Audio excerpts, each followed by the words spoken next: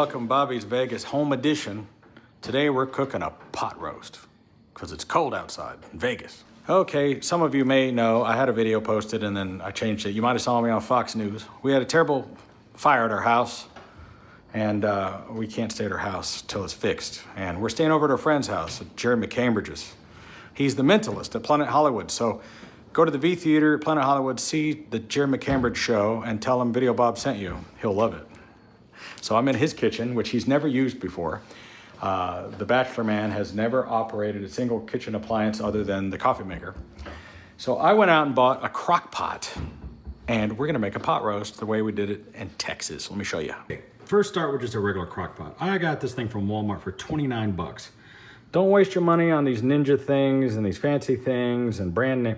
CrockPot, right? It even comes in red. 29 bucks. You only need one setting, low. That's it, okay? And make sure that when you get one that's made out of the actual ceramic material, the actual stoneware, not Teflon or any other garbage. This thing was 30 bucks and it'll last you the rest of your life unless you break it, okay? Just get that. Now, you need a chuck pot roast. Try to find one with the most fat and marbling on it as you can. This one's not too big. It's 15 bucks.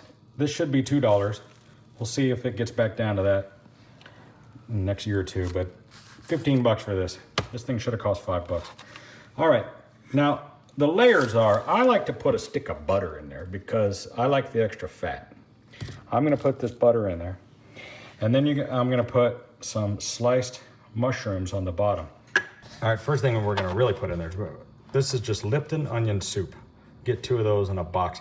So you wanna make a nice buttery onion soup base with mushrooms in it that's gonna be at the bottom.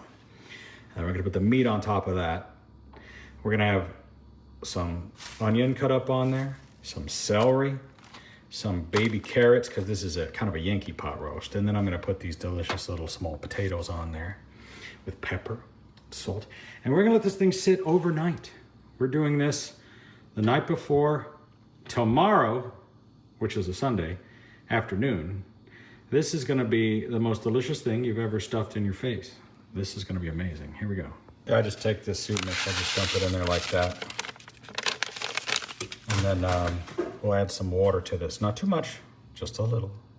All right, just a little bit of water in there just to kind of get it wet. The fat from the meat is gonna make a lot of liquid as well. And you can always add a little to it as you go. We're gonna get this butter to melt. The fat is where all the flavor is. That's where it's at, especially when it comes to meat, obviously. And Rachel over here is helping cutting up some celeries. That adds a unique amount of flavor. Cut them into nice little slices, little cubes. That's good. Also, don't drain your mushrooms. Just dump it in there. We want that extra water. That adds just a tiny little extra bit of flavor profile. So look at that. We've got a nice soup going here. I can mix that up. And, oh, it's getting better. So we want to put all the stuff in. Now I've actually got it on high right now just to try to melt this butter. I can't resist these carrots.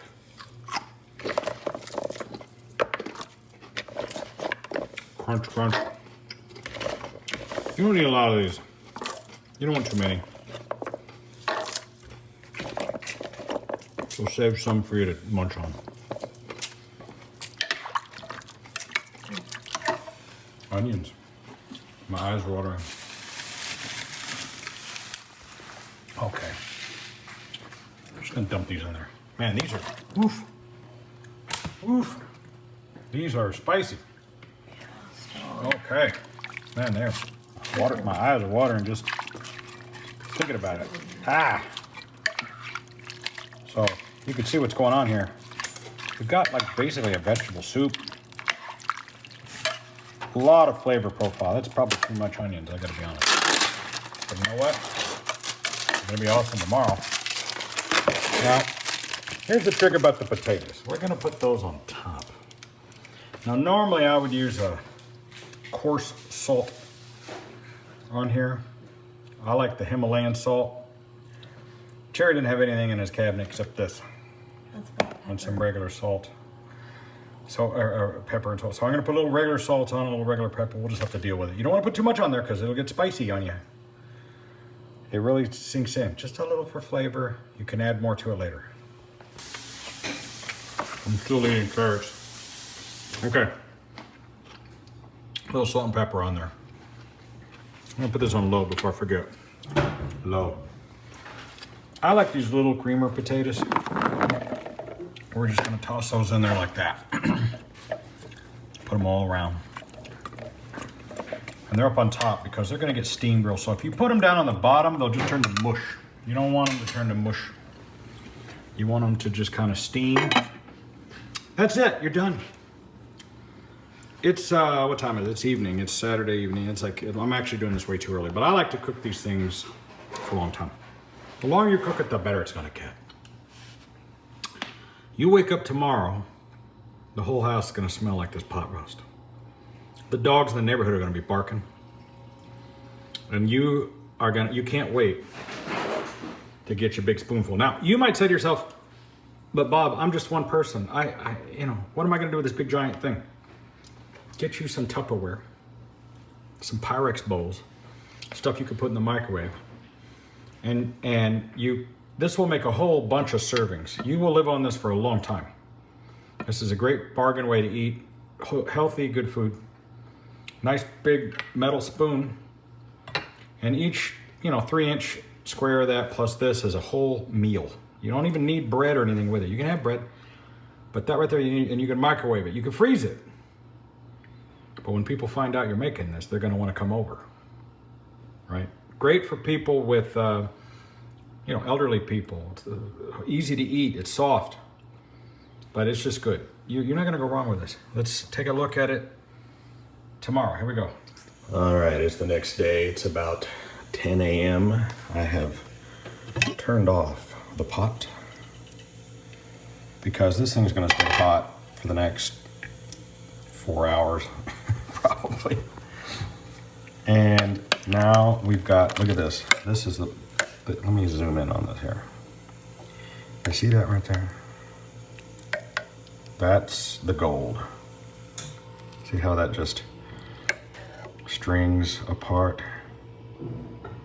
Ooh, God, that's hot. Ooh, that is hot. It's hot.